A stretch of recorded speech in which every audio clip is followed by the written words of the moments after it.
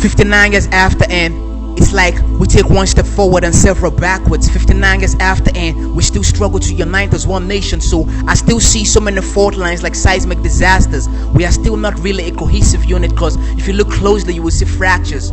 59 years after, and there's still so much hunger and starvation in the land. The average Nigerian can't afford 3 square meals daily on his platter. He looks rather haggard and sometimes wishes God could just bring down manna.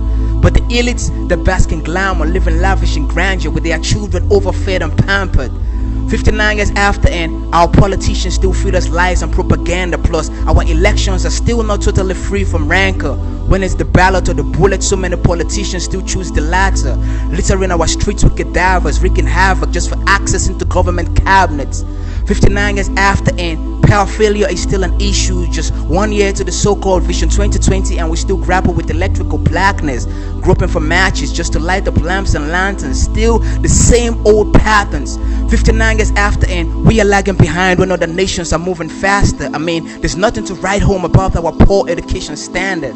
Our underdeveloped tertiary institutions just give us inferior degrees like imprecise protractors.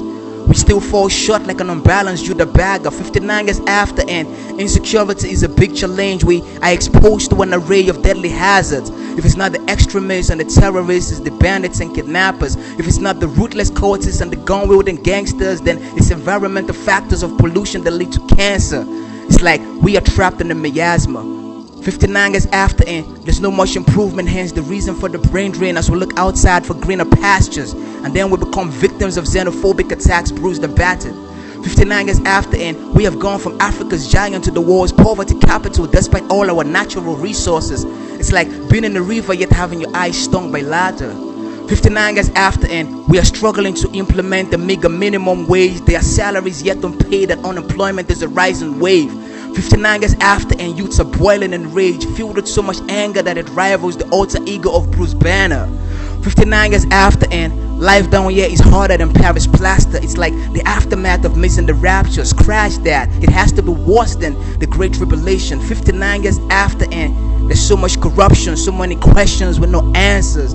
59 years after, and we still have overcrowded slammers. Recently it was renamed from the Nigerian Prison Service to Nigerian Correctional Service, but with our messed up judicial system, I think that's just superficial grammar.